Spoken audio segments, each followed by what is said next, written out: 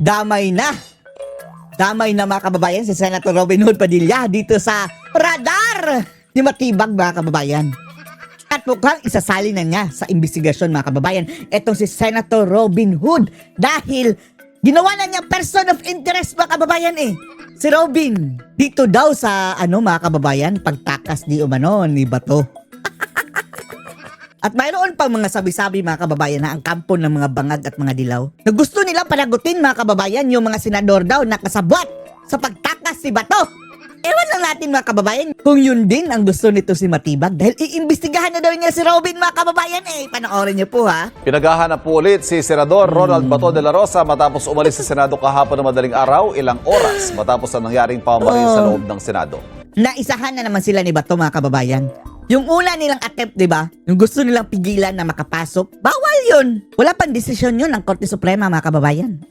Tapos ngayon, nakaalis under their noses, mga kababayan. At kaugnay po niyan, mga kapanayam natin, Director ng National Bureau of Investigation, Attorney Melvin Matibag. Director, magandang umaga po. Ito ang bagong clown ngayon, no? Kung dati-rati, mga kababayan, si Torre, ngayon si Matibag na naman ang nagpapasikat mga kababayan. Itong bagoong Pilipinas talaga. Magandang umaga, Sir Ivan, at sa lahat po ng tumatakilig sa inyong programa. Isang magandang umaga po. Director, Hindi na maganda ang aming umaga. Nakakita kami sa iyo, Father Flavi. Akala natin si Father Flavi, no? Magkapatid ba sila? Yung pare, mga kababayan, na umaming adik? anong latest sa Dati, ha? whereabouts ni Senador Bato de la Rosa? Hindi nila alam. Maganda po siguro. Ang tanongin natin si Senator Robin Padilla. Ayan. Pinag-initan na nila si Robin Hood Padilla, mga kababayan. At anong ikakaso nyo kay Robin Aber? Dahil under sa ating lokal na batas, mga kababayan, wala pang ginawang krimen o walang kaso pang isinampa si Senator Bato de la Rosa. Kayo nga ang gumagawa ng krimen kung huhulihin nyo siya dahil kidnapping yan. Senate President Cayetano at saka sang head po ng security ng Senate, si General Plasca. Kasi ang nangyari po dyan, after nung commotion dyan Pinag-initan sa na niya. Senate, yung putukan, Sige, dalhin nyo yan sa korte. Yan ang hamon namin sa'yo, Matibag. Mas maganda yan kung dalhin sa korte, mga kababayan, dahil sigurado na tayo mabubutata ang animal na to. Grabing pagsisinungaling, no? Nakakatawa na lang, mga kababayan, to the point na it's really funny na and ridiculous. Ito pinagsasabi ni Matibag, mga kababayan, na kanyang pagsisinungaling. Tapos, di ba, hinahabol nila ang nag-fake news. Number 1 na nag-fake news, mga kababayan. ang kasunod, nawala na po siya. Kung maalala niyo po, yan na nga yung binabanggit ko na sentimento ng aming mga ahente na maaaring yung naging dahilan nung paputukan na yan para ma-divert at Hello! Ang dahilan ng putukan na yun? Sinong nag-trigger ng putukan kung hindi kayo nagtangkang pumasok doon o nag-barena, national barena investigation na mga kababayan ang meaning doon ng NBI? Di ba nang titrip kayo doon? Anong purpose nyo doon? At sa GMA mga kababayan na footage, maliwanag doon na si Bato daw ang kanilang target mga kababayan, sinabi ng GMA News na reporter. So talagang mayroon kayong balak. Malas lang ninyo. At nakahanap kayo ng katapat. Mayroong mga Marines at yung USAA mga kababayan, good job. makaalis si Senator Bato. At yan naman, kinumpirma ng kanyang may bahay na sabi, si Senator Bato took advantage ng situation na nagkaputukan para makaalis po ng Senado. Hello, hindi yun na tayo mga kababayan na nagkaputukan. Tapos na ang putukan. Ang meaning niya nun, yung situation. Dahil alam na niya mga kababayan na may tangka ng pasukin ang Senado. Tama lang naman ang ginawa ni Bato mga kababayan dahil inisip niya ang safety ng lahat ng kasamahan niya dahil hindi kayo titigil Kung hindi niyo lang sana ginawa yan Matibag, baka nanatili pa si Bato dyan hanggang 2028. Pero nanghaharas kayo Duda natin mga kababayan, yun talaga ang purpose nila para paalisin si Bato dyan sa Senado. Harasin nila ng harasin mga kababayan hanggang mapilitan si Bato na umalis na lang. Yan.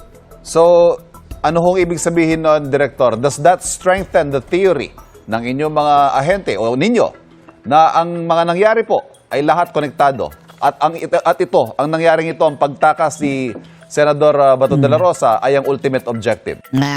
Lukuhin mong ulol mo, Matibag. Kayo ang nanggulo dyan. So, ibig sabihin, kasabwat din kayo ni Bato? Para man inamin yan, kung nilubayan nyo lang, walang putukan.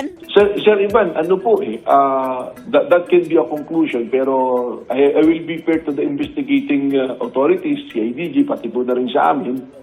Ito nga dapat imbestigahan, Matibag. Sa nagiging investigasyon, po. Pero sir, yung NBI po, hinahanap niyo po ba?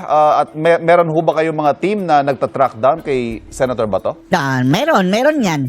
Oy, Ivan, wag ka lang umasang sasabi yan ng totoo din. Sabi niya ni Cayetano, 5 sa 5 na sinasabi ni Matibag, 6 ang mali. Well, automatic po yan. Pero sabi ko nga, kung meron pong unang-unang dapat tanungin, na-identify na naman na si Senator Robin Padilla yung kasama, siya po yung pinaka-person of interest to shed light kung sa whereabouts po ni Puntahan mo na si Senator Robin Bato. ngayon. In the proper time, gagawin po natin yan. Malinaw naman po yung sinasabi namin lagi Ayan na mga kababayan, under investigation na si Robin. Siya na ang susunod mga kababayan. Sige, kung huhulihin nyo si Robin, lalaban yan.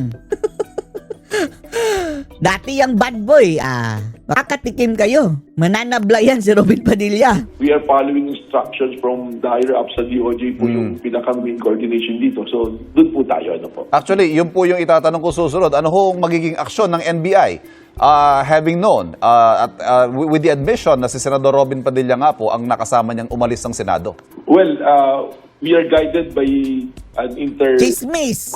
interagency coordination when it comes to these matters. Chismis lang ang kanilang basihan dyan. So, I'm in no liberty na magkaroon po ako ng uong ng sariling Okay. pananalita rito. Kung may sabihin man po ako rito, Sinabing mo na nga eh. At hindi tanungin si Robin at Cayetano. Tapos sasabihin mong ayaw mong pangunahan. Wala ka talaga give my matibag. opinion, but I rather give my opinion dun po sa Interagency Council. Apo. And when it's final, dun po natin nilabas. Sa ngayon po, ang status dyan, meron pong kaso sa Korte Suprema at yan po yung ating pong binabantayan at tinaantay upang magkaroon po ng mas malinaw at maayos na proseso ng pagkilos po. And pending that, Director, sakaling matuntun si De La Rosa, hindi pa ho siya pwedeng hulihin, kasi inaantay pa rin natin yung resolusyon ng Supreme Court at Hindi pa. nag-aantay rin ba tayo ng local warrant from a local court? Again, Sir Ivan, so hintayin po natin yung directives ng DOJ dyan based on the coordination po kung ano po magiging resulta ng mga ahensyang involved. Bakit inattempt ninyo matibag? Kasama po ang NBI, PNP, DILG po, ang PCTC, at ang unang-una po DOJ, kasama po ang executive po natin, ang Office of the President po. Director, may isang NBI volunteer, yung nasabi ninyong volunteer na aresto. At may isang agent daw na gumanti ng putok pagkatapos mag-warning shot ng Senate Sergeant at Arms.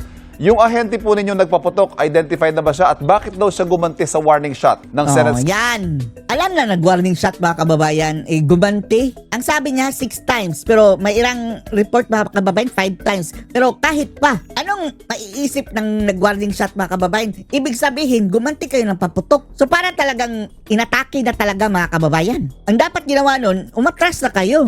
Sergeant at Arms. Let's put in the proper context, Sir Ivan. Identify na po at hindi naman po gumanti ng putok, kundi nag-warning shot din po siya.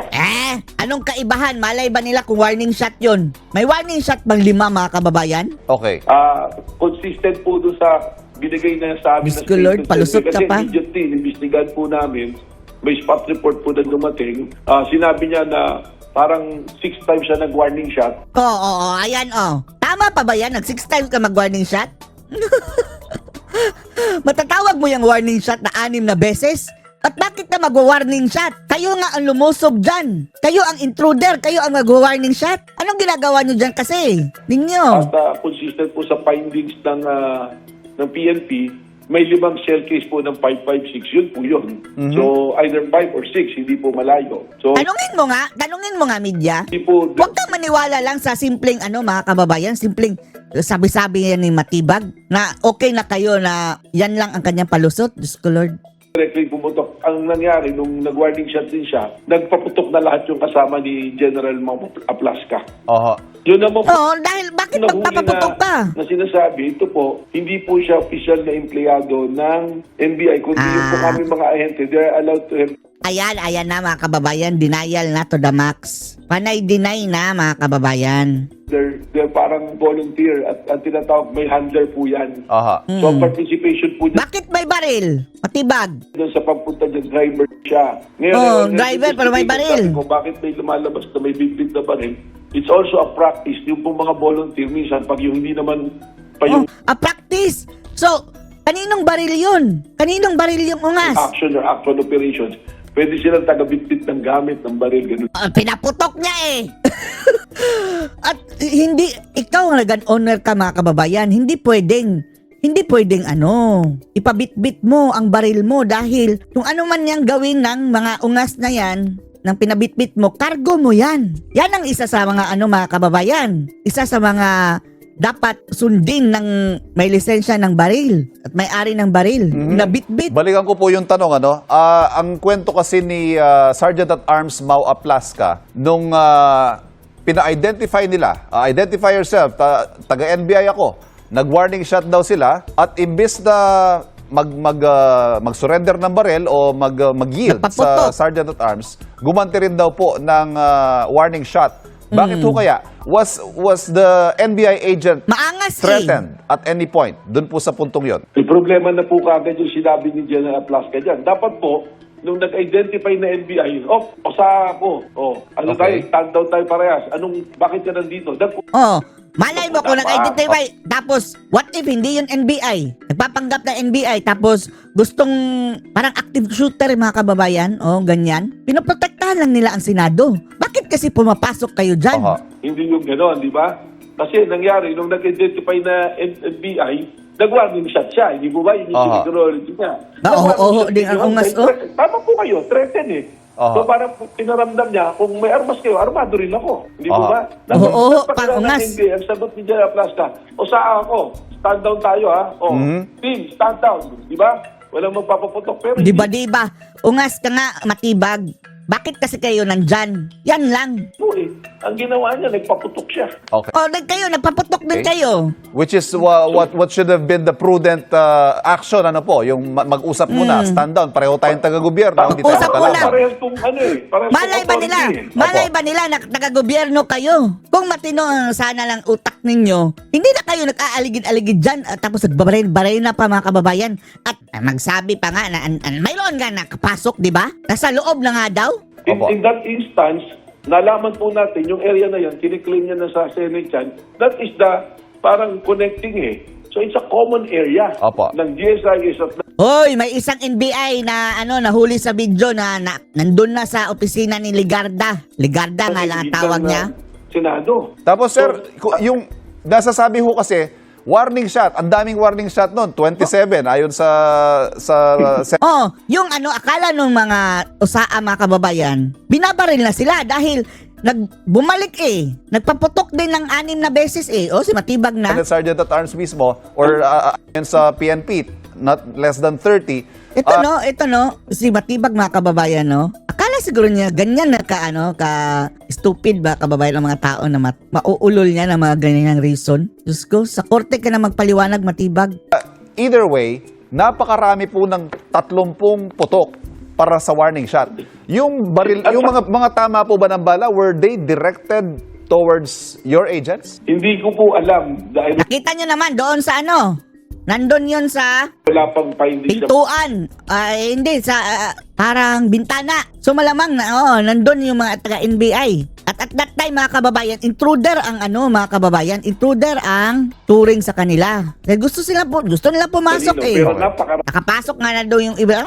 po talaga doon. Napakarami po. Ang nakakapagtaka lang, Sir Ivan, sa dami nung ipinutok na yon at may nakakalimutan po itanong po lahat at sabihin si General Plaska, ilang tao ang nakita mo ron? Kung tumawid ka, ilang tao? Kasi ang allegation po nila, Ang tanong din namin sa iyo, Matibag, ilang NBI ba ang nandun? Ang sabi mo, wala. So paano nag-warning shot mga kababayan kung walang NBI? Sabi mo pa nga, walang baril. atakingin. Kung isa o 2 tao lang yun, paano ba naman atake isa 2 tao? Hindi, ang dami. 1 o 2 tao. Ang dami Matibag. Nakikita namin andun sa ABS-CBN. Tingnan mo. Condition naman po yung pagkakita. Aha. Ano po? And prior to that, Sir Ivan, just to put the record straight, Straight. Kailan pa naging straight? Yung pinagsasabi mo Matibag. May telepono po, number po ako ni General Mau Aplaska. Yes. Para pang si Aplaska ang may problema ngayon mga kababayan na ikaw ang may utos na pumunta yan dyan. Nagkita lang kami last week at nagkita pa kami nung Monday. Siya pa mismo nagsabi, kunin ko yung number mo, Director, para pag mayroong coordination, tatawagan kita. Ikaw ang dapat nakipag-coordinate. Huy, ungas. Ikaw ang dapat nakipag-coordinate kung anong gagawin mo dyan sa dyan nag-aaligid-aligid ka. Pero umamin na mga kababayan GMA mismo ha. Tingnan nyo, nag-viral yun mga kababayan. Kasabay ng NBI ang sabi niya, nagpunta sila doon para kay Bato. Sinabi mismo. So hindi nila madideny mga kababayan. Kung sinasabi mo mula umaga, may nakita ka ng NBI dyan, ano po dapat ang logical na ginawa mo? Hindi ba dapat tinawagan niya ako, Director? Diyos ko, baliktad May na mga ngayon. Kayo ang nangharas dyan tapos ang Senado pa ang magko-coordinate sa'yo sa panghaharas mo? Ang sinasabi niya sa akin, ba't hindi ako nagko-coordinate? Hindi Yes. po talaga ako magko-coordinate sa kanya dahil wala naman kaming operation po sa Senado. Aha. Bakit pumasok? Ang naging Oh. coordination ko po sa GSIS dahil may invitation po sa amin ng GSIS. Ay nako. Anong gagawin mga kababayan ng NBI sa GSIS? Yung mga uutang sa GSIS, mga pabahay, mga loans, tutulungan ninyo? What for? It makes no sense, Matibag. Huwag mo kaning ululin. Mag-aano kayo sa GSIS? What's your agenda there? In fact, the record will show, kinausap ko si General Wick. Oh, isipin nyo na lang mabuti mga kababayan, bakit bigla-biglang concern ng NBI ang GSIS? Na hindi naman yan mga kababayan, hindi naman yan police matters. Dapat police nga ang kung talagang may threat sa GSIS mga kababayan, ang gagawa niyan police. Bakit si Matibag? Bakit NBI? Idiliver na sa akin si General Yes, Salva. Director, more on that point. Blah, blah, Bago blah, po yung blah. barilan kasi, marami namang police na naka-duty sa GSIS compound. Oo. Ang tanong ho, bakit... Palusot, aminin mo na kasi Matibag na mayroon talaga kayong operasyon. Walang, kaululan na mga kababayan Kaululan na talaga. Sa Sinabi NBI niya nag-request si GSIS General Manager Wick Veloso ng assistance at hindi sa police. Bakit po sa inyo? Well, Oo simple nga, po no? kasi nung Oo, Monday, yan. dinulungan na namin sila. Ang sagot lang sa akin, sinabi ko po yan kay General Wick. Sabi niya, ikaw naman partner di sa kakilala ko na ako tatawag para rekta na. Ganun lang po Rekta yun. na? Okay. At nag-assist lang naman kami to seal yung mga entrance na inireklamo niya na hindi na nila makontrol na labas-pasok. Oo, So, okay. ganun po yung pangyayari. Ikwento mo sa talangka, Matibag. Yan. Pero simple, isa pa po na point, Sir Ivan, si General Balba, who is the head security ng GSIS, is class 88. Si General Aplaska is class 87. Underclass. Hindi po pwedeng tinawagan niya rin si General Balba. General Balba, may mga presence ng mga personalities dyan. Ano bang gagawin dyan? Okay. Saka malinaw po kumakalat yung video, nag-girap siya, nagkasa ng baril. Sabi niya sa mga media, may aresto eh. Oh, ang aarestuhin is ikaw. Yung pumasok na yun Ano pong laps na isa pang ginawa? Nag-girap lang gano'n, naka-full battle gear ka, at the presence lahat ng mga public, kung meron gano'n po sitwasyon, the proper thing to do, i-clear mo muna yung area. Yes. So that you will put lives in danger. Ang media ang hindi umalis Pinaalis na mga kababayan. Kung may gano'n po. Clear out. Ayaw umalis ng media mga kababayan.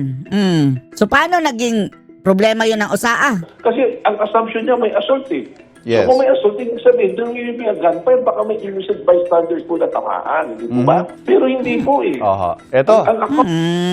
Parang ito mga kababayan, self-inflicted wound ni Matibag, tapos naninisi ng iba mga kababayan dahil sa ginawa niyang katangahan. Meron po nakakapture na media, na yung Ay, nakita naming lahat, Matibag. Wala ka ng lusot, Matibag. Nakita na ng lahat. As if ito mga kababayan na kakamping niya ang yung mga footages mga kababayan na mag-support sa mga kasinungalingan niya. Lalo ka lang madidiin, Matibag. Lalong-lalo na't sinabi mong walang NBI. Oh. Yes. person na nagpaputok na NBI, na nagpaputok, nagkikwento siya. Pumasok sila Yes. Ang dami nagpaputok. So nag-warning shot ako. Ah. So ganun po yung nangyari dyan. Opo. Yung Director. po yung nangyayari sa Ito, pumalag si Senate President Alan Peter Cayetano sa sinabi ninyong dapat Senado yung maglantad kay Senador De La Rosa. Mali raw po kayo at anya, tila nagsisinungaling raw kayo. Ano Hindi lang tila, nagsisinungaling talaga. Ano ba yung pinagsasabi ni sagot nyo Matibag kay, mga kababayan? SP Cayetano? Narinig ko po yan, sa 5 daw na sinabi ko, 6. 6. Oh. posibleng mas marami, 10 pa siguro ang kasinungalingan. Yung mali. Pero sa totoo po, talaga naman, may records naman. The records will bear out. May record din kami sa'yo, matibag. Okay. Sila po nagpasa ng resolution na protective custody. Alam naman po natin kasi, hindi po ba? So yung sinasabi ko po, in parallelism to the rules of court, yung release to own recovery, Rule of court. Saang rule of court? ICC? Ang ICC nga mga kababayan, parang korte na yan ni Bangag. signs na tinatawag. Ang Bangag ang nagipit sa ICC kumakapit. Yes. Ibig Yes din. sabihin po nun, you are the person responsible. Pag kinailangan ng authority to present that person, you must be ready Oo nga, bakit pupuntahan nyo pa? to present that person. Ang problema po dito, Sir Ivan, Tapos, bakit, ngag. Ay, ngag. matibag. Bakit ang sabi ni Marcos na hindi gobyerno ang nasa likod nito? Kayo pala, hindi kayo gobyerno. Pareho lang kayo ni walang amo mong ngagba ba? Na hindi na natin malaman mga kababayan kung alin ang talagang totoo sa mga sinasabi nyo. Kung meron man totoo. Nakakatawa na lang ang mga animal na kagunggungan, to the point. Pero pwede kang papatasin. Ganun po yung nangyari. So, kung yun po yung isasagot niya sa akin, that is ad hominem po, hindi ko na po siguro dapat Ad hominem. patulan. Patulan. Para ba? Wala ka na talagang masagot. Dahil nire-respeto naman po natin yung Senate President natin, pero hearing those things, luma na pong tugtugin yun. Wow, lumang tugtugin pa. Diyos ko, Lord. Animang kasinungalingan eh. 10 pa nga siguro. Yan na salitain. Kaunay naman po ng hiling ni Senadora Amy Marcos na i-relieve kayo sa pwesto pending Si Baking talaga. investigation. Ano naman po masasabi niyo rito? Hindi. Hindi yan marirelieve ba kababayan? Yan nga ang gusto ni Bangag eh. Happy si Ngagban yan mga kababayan. Well, ang magdidesisyon po dyan, Presidente eh. That is the function sa executive. Ang suggestion ko naman Utos po kay nga, Senator Amy, bago po kayo tumawid ng bakuran, tingnan nyo muna yung bakuran nyo. Baka dapat tanungin nyo po na yung head security nyo. Ano itong mga pangyayari nito? Ganun lang po siguro yan. Director, NBI Director Attorney Melvin Matibag, sir. Layas! Maraming salamat po sa inyo Udas at ka! patuloy po kami makikibalita sa inyong Sinira mo ang institusyon. Dinungisan mo, Matibag, tandaan mo yan. Dahil sa'yo, parang ang tingin ng tao mga kababayan sa NBI ngayon, mukha ni Matibag. Papayag kayo dyan, NBI? Mataas ang tingin namin sa NBI dati mga kababayan, pero ngayon, dahil kay Matibag mga kababayan, parang, what is this? What kind of foolishness is this? Salamat sa inyo dyan sa NBI. Samantala, dito tayo mga kababayan, diskusyon ni na Atty. Guanzon at itong kongresistang taga Bohol ito mga kababayan, pero party list na siya. Pero hindi siya bumoto mga kababayan na ipa-impeach si Sara. Believe tayo dito. Panoorin niyo po. So, yun yung masakit ma'am. Kasi the middle class bears about 10 to 12% ng lahat ng income taxes. Pero pag isipin nyo, yung binabayaran ng middle class sa VAT at excise taxes, yung bulto ng mga buwis ng bayan sa kanila, sa likod po ng balikat nila, sa mga likod nila po, doon po nakasalalay yun. Can you imagine? Pero pag sabihin mo, hingian mo sila ng tulong, sasabihin ng gobyerno, hindi pwedeng bigyan ng tulong yan dahil may trabaho yan. So ma'am, ang tanong ko po sa inyo, is it better na wag na lang po kung magtrabaho? Magpapalista na lang ako sa 4-piece para laging kasama ako sa bigayan. Yan ang inanakit actually ng mga nagtatrabaho, kunyari ay jeepney driver na hindi naman kasama sa 4-piece, mga rider, ganyan. Yung angat nila sa 4-piece ay konti lang naman. Pero sila walang subsidy, lalo na dito sa fuel crisis. Hindi ba Congressman? So, yung subsidy, it doesn't work kung ang tax system at saka itong mga kasama na dito mga kuryente na bill na taxes ay hindi natin maayos. Kaya number 1 din po kaya walang pang subsiding tama ang gobyerno dahil ninakaw nila. Especially this year. Kaya walang construction ngayon, walang mga trabaho sa construction dahil in-stop yung mga construction projects dahil na booking na sila sa flood control na mga kickbacks. Ngayon, Congressman Yap, ano pong na-file ninyong mga bill sa House para po maibsan naman ito at ma-solve itong mga problema natin dito sa ating kuryente? Nag-file po ako ng House Bill na kung pwede, yung middle class ang mabigyan ng tulong through their electric billings. Kasi nga po, yung isipin nyo, 27 million Filipino families. Ang 25 million nun, nagbabayad ng kuryente. So yung structure of administration sa electric billings, pwede po natin magamit yon. So tignan po natin yung mga kumukonsumo ng kuryente. Yung middle class po, yun po yung nasa 50 kilowatt hour up to 250 kilowatt hour. Kitang-kita po yun. Yun po yung electric billing nila nasa mga, hindi po lumalampas yan ng 5,000 per month. Actually, nasa 3 to 4,000 lang. So using the electric billing, ma'am, makikita po natin ang konsumo ng tao. Malalaman natin kung anong economic class siya. At since nagbabayad na siya, 25 million families use that electric billing to pay, pwede rin po natin gamitin yung electric billing system sa pagbibigay ng ayuda sa kanya. Tama. So, oo. As an i-reverse na lang indicator. po natin. Wala pong wala na pong friction cost doon. Naalala niyo po, a month ago, meron pong pumipila para tumanggap ng ayuda, namatay sa linya. Yun po yung sinasabi ko na that death was a senseless death. Magpapalista ka pa, ma'am, ng ilan milyon na gusto mong tulungan. Bakit hindi na lang? So, pag electric billing po ang gagamitin natin, you need to talk only to 122 electric co-ops. Yes. Tapos yung ilang malalaki. O tapos na. Yun lang ang kausapin mo. O tignan nyo yung listahan. Sinong gumagamit ng nasa 51 up to 250. Bakit po 51? Kasi po yung 0 up to 50, sagot na po yun. Meron na pong ayuda doon. Meron na pong lifeline doon. May binigay na pong tulong doon. So yung 51 to 250, yun yung majority ng mga working class. Yun yung gumagamit ng ganong klaseng kuryente. Anybody who's using after that, pabayaan na natin, ma'am, they don't need our help. Oh, tama. But for the 51 to 250, up to 250 to 260, yan po yung bigyan natin ng tulong. So sabihin mo, ma'am, magbigay ka lang ng 2,000 na ayuda per month, yun po yung final ko na bill. Actually, ang final ko nga, ma'am, 1,000 lang eh. 12,000 per year. O, ma'am, every month, kung yung working class, mabigyan mo lang ng 1,000 na tulong through the electric Ay, billing. malaking bagay. That is 12,000. That's 12,000 per year. Para ma-feel naman, ma'am, ng working class na meron tayong tulong sa kanila. At hindi dahil na may trabaho sila, pasagda na ba?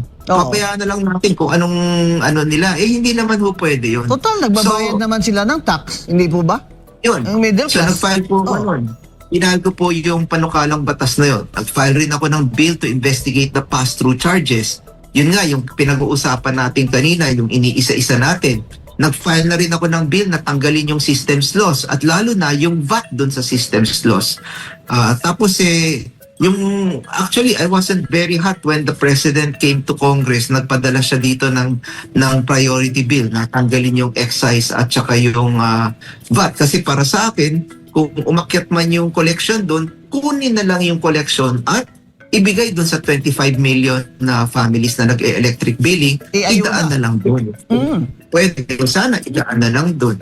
So, ito ma'am yung sinasabi kong, hindi ako nag-a-absent. Every time na may hearing dito ng LEAD, nung Legislative Energy and Development hearings, yung 13 committees, lagi ako nandun. Pag nagpapatawag ang Committee on Food, lagi ako nandun. Pag energy, nandun.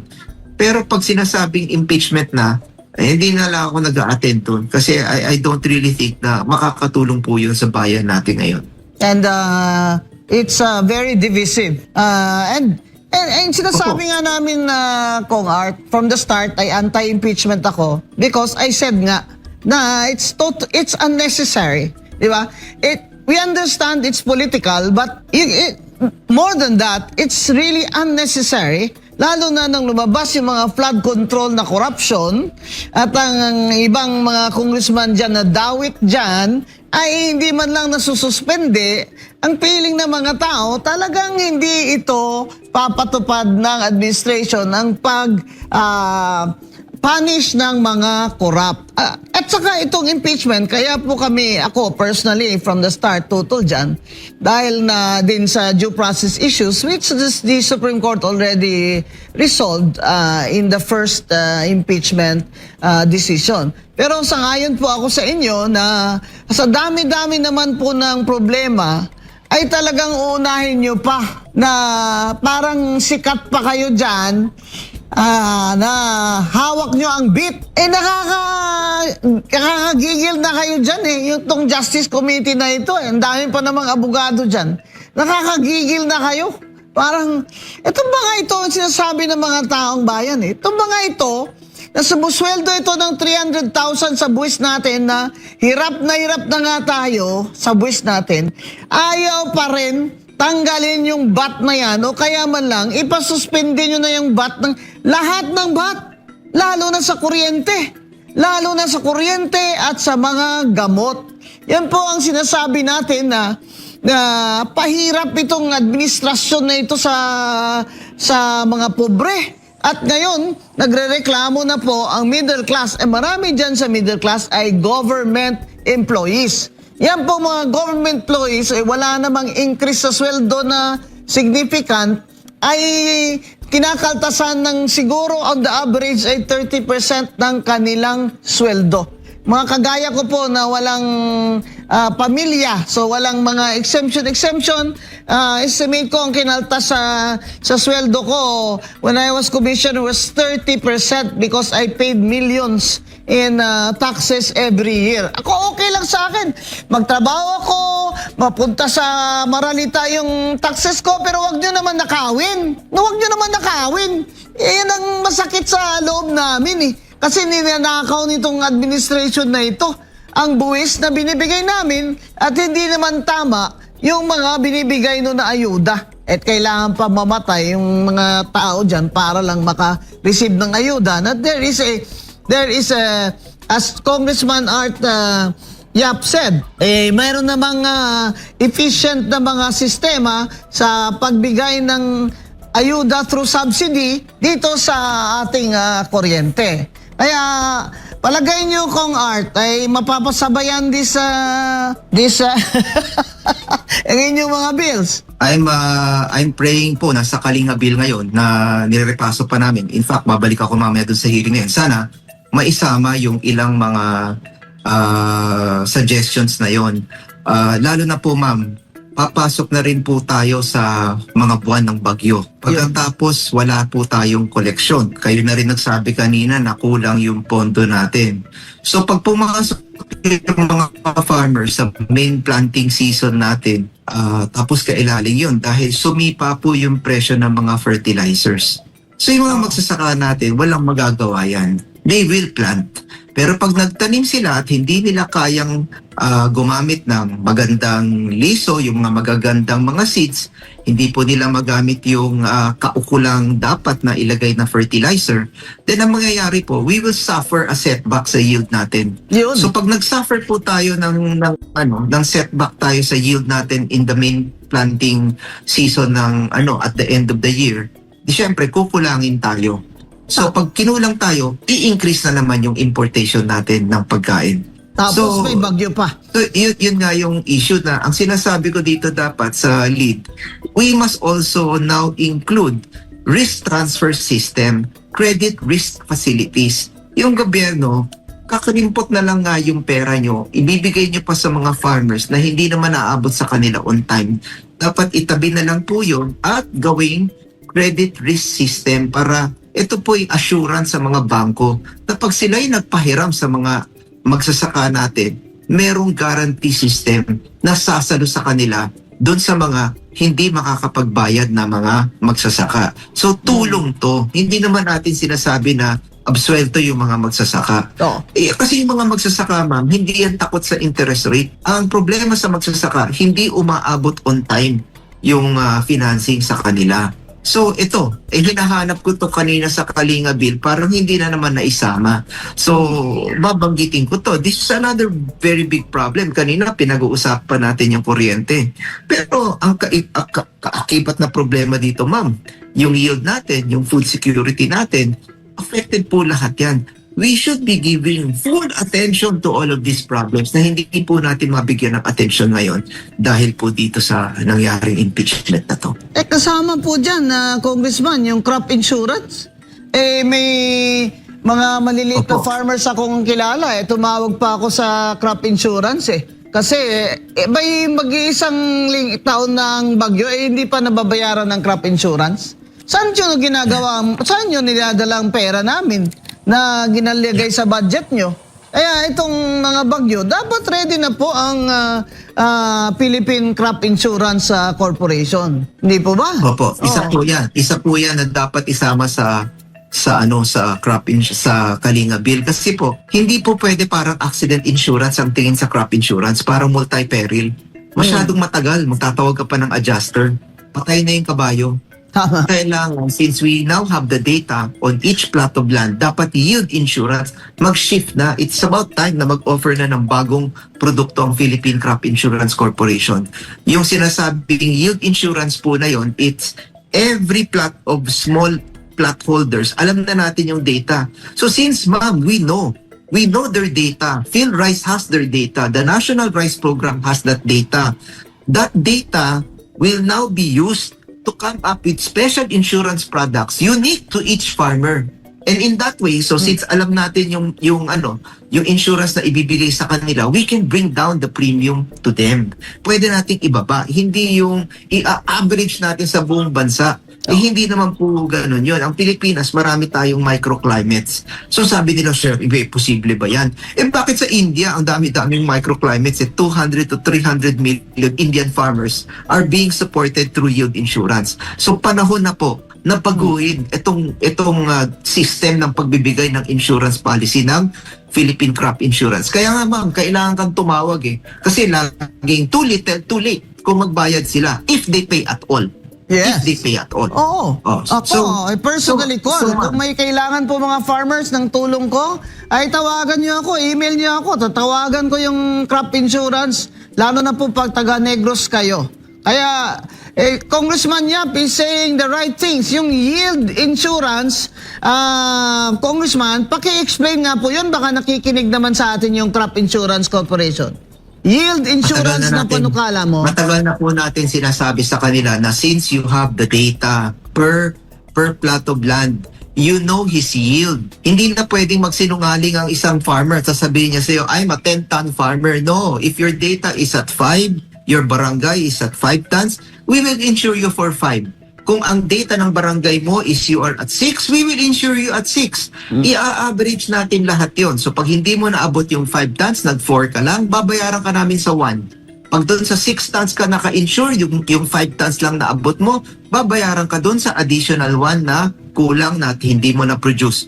We have now the capability to insure you according to your yield because we have the data. Ginagawa na po ng PhilRice yan So with that data, kung alam mo yung yield, i-insure mo siya on his yield and on his capacity.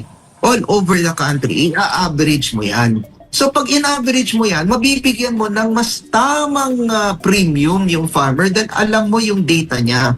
Yes. So hindi na kailangan na i-average mo lahat yan. You don't average kasi pag in-average mo, yan talaga ang resulta. Too little, too late.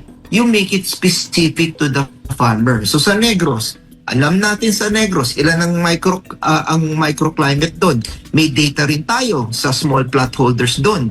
Alam natin yung yield niya. So definitely, we can give him a special yield insurance just for him doon sa Negros kasi alam na natin at nasa atin na yung data. At Oo. Kasi ang Negros, 9 long years na dry po yan season na So may yung data yield, yung iba. PhilRice. Sinasabi ni So, Kong Yap, gamitin na siya ng Philippine pag iba-iba ang climate, iba-iba ang irrigation, iba-iba ang infrastructure, iba-iba ang yield ng farmers. Kaya yung insurance nila, sabi ni Kong Yap, specific na po sa farmers. At kaya naman yan gawin dahil may data naman. Kaya itong mga ating House of Reps, dahil dyan ang gagaling ang appropriations, dapat po naman scientific na po ang pagbibigay ng budget dito sa mga Department of Agriculture at sa Philippine Crop Insurance Corporation. Please continue, Congressman Yap. And I believe that the congressmen here want to hear this. They want to support this. Itong sinasabing yield insurance na to. Dahil sabi nila, imposible daw yan. Kung kayang gawin sa India at sa China at sa Brazil, bakit hindi kayang gawin dito? Tapos ma'am, kung yung government funds kakirampot na lang yun. Yung farmer, ilang libong farmer lang ang mapapahiram mo sa perang yan.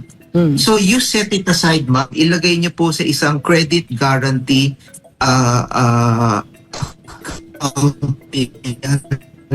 ipasok niyo po yan sa BDO, sa Land Special Escrow Facility na you answer for the first or second or third loss of the farmer. Itatranching niyo po yan. That is ang tawag po dyan credit risk facility. So together with insurance and a credit risk facility, you will now give the private banks lakas ng loob. Lalakas ang loob nila magpahiram sa farmer. Kasi hanggang ngayon, ma'am, alam niyo po to, hindi nagpapahiram ang mga banks natin sa farmer. Yes. Dahil walang tiwala. At anong ebidensya dyan, ma'am? Banks are paying 3-4 billion under the Agri-Agra law. Banks dapat ipahiram sa natin. Pero hindi sila nagpapahiram, ma'am, billion every year. Nagbabayad ng penalties yung mga bangko. Huwag lang magpahiram sa mga magsasaka.